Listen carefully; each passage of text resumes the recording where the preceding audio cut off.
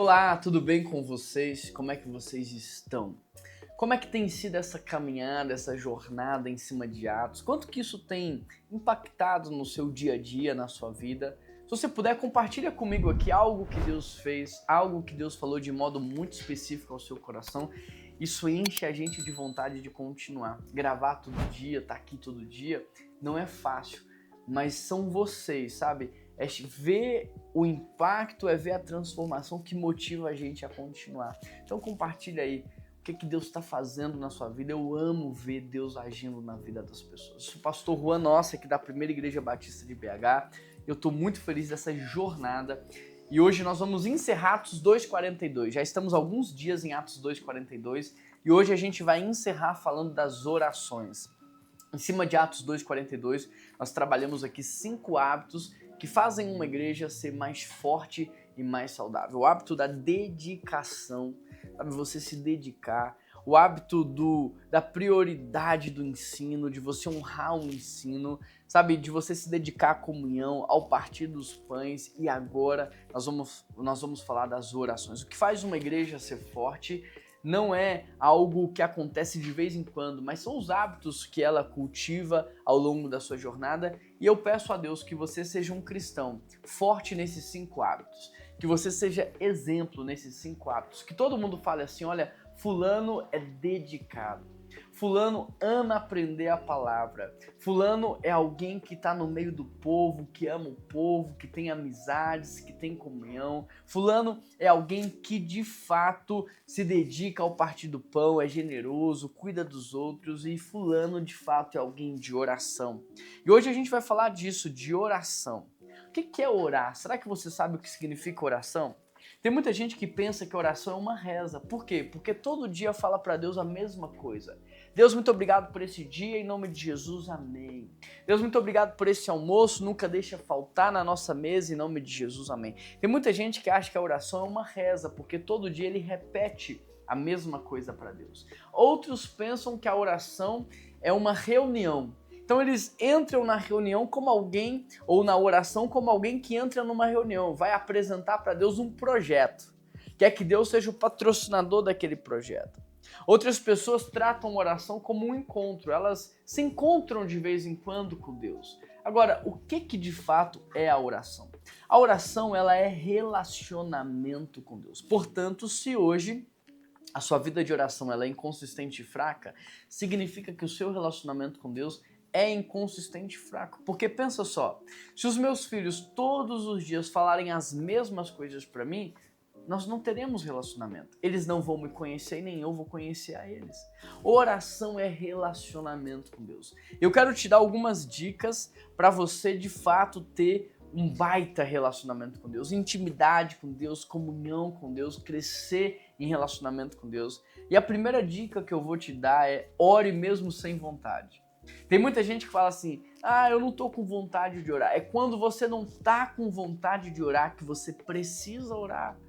É nesses momentos que você mais tem que orar. Então ore mesmo sem vontade. Essa é a primeira dica que eu dou pra você. Ore sem vontade, sabe? Quando você vai comer uma comida diferente, às vezes, por não estar acostumado, você não gosta. Mas você insiste naquilo e você vai aprendendo a gostar.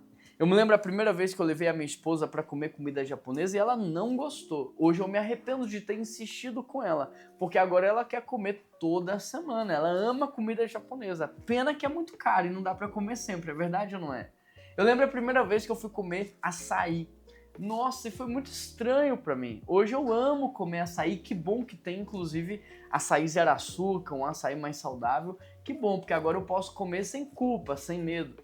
A oração é a mesma coisa. Você não gosta de orar porque você não sabe orar, porque você está orando errado. Então começa. A gente aprende fazendo, então comece e ore mesmo sem vontade. A segunda dica que eu quero te dar é ore ainda mais nos dias difíceis. Ore ainda mais nos dias ruins. Tem gente que fala assim, não, hoje a rotina tá pesada, o dia tá cansativo, não dá para orar. Não, nesses dias é que você tem que orar. Se você vai ter uma agenda pesada ao longo do dia, gaste a maior parte desse dia orando. Porque quando você ora, você está resolvendo o dia. Quando você ora, você está facilitando tudo o que vai acontecer. Sabe, a Bíblia diz que a nossa luta não é contra a carne e sangue, mas contra os potestades do ar. E a oração é uma arma espiritual. Vai ter uma conversa difícil, experimenta orar antes da conversa. Você vai ver que aquela conversa que ia ser difícil já não será tão difícil assim. Vai ter uma reunião difícil, ore antes da reunião. Vai fazer uma prova, antes da prova, ore. Tem que tomar uma decisão, antes de tomar a decisão, ora. Tem gente que usa a oração como a última ferramenta. Quando chega no fundo do poço, você pode orar antes. Então, nos dias difíceis, ore ainda mais. A terceira dica que eu quero te dar é ore 24 horas por dia. Um teólogo chamado Alto Vertier, ele diz que as pessoas não oram 24 horas por dia porque, na verdade, elas nunca começaram a orar. Porque quando elas começarem a orar de verdade, elas nunca mais vão parar. E eu quero te ensinar agora como fazer para orar 24 horas por dia.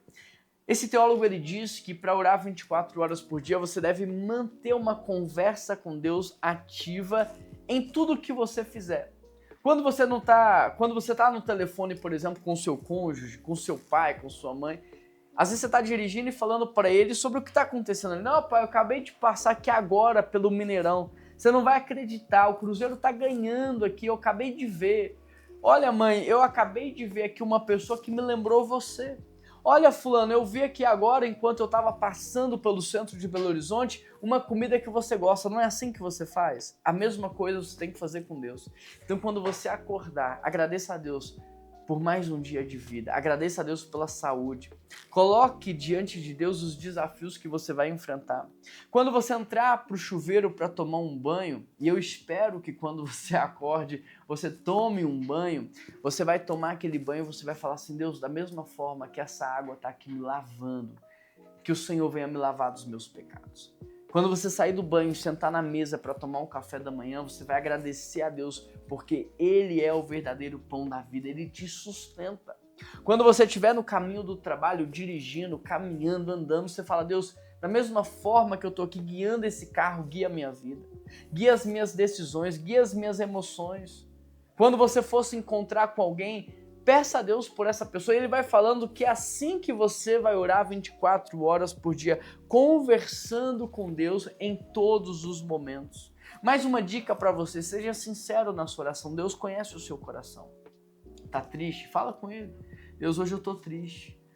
Tá magoado? Fala, Deus, olha, hoje eu fiquei frustrado. E eu fiquei frustrado com o Senhor. Seja sincero com Deus, Ele conhece o teu coração, Ele ama a nossa sinceridade. A nossa sinceridade é uma oportunidade que nós damos para Ele trabalhar as nossas vidas. Faça um caderno de oração, mais uma dica para você ver o quanto que a oração é poderosa. Coloca lá os seus motivos de oração, os seus pedidos de oração, depois coloque lá, sabe, a sua gratidão e você vai perceber como que Deus responde às nossas orações.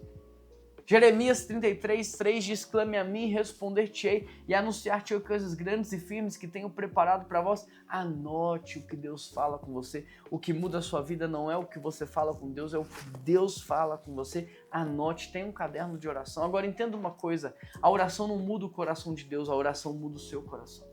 A oração não coloca Deus em movimento, a oração te faz movimentar na direção certa. A oração te faz mais produtivo, mais assertivo e te dá mais resultado. Agora, o texto diz que eles se dedicavam às orações. Você é alguém que se dedica? Eu acho que não. Eu acho que todos nós ainda não nos dedicamos o suficiente à oração. Eu acho que todos nós precisamos hoje assumir um compromisso de orar mais. Sabe, eu queria convidar você a se dedicar.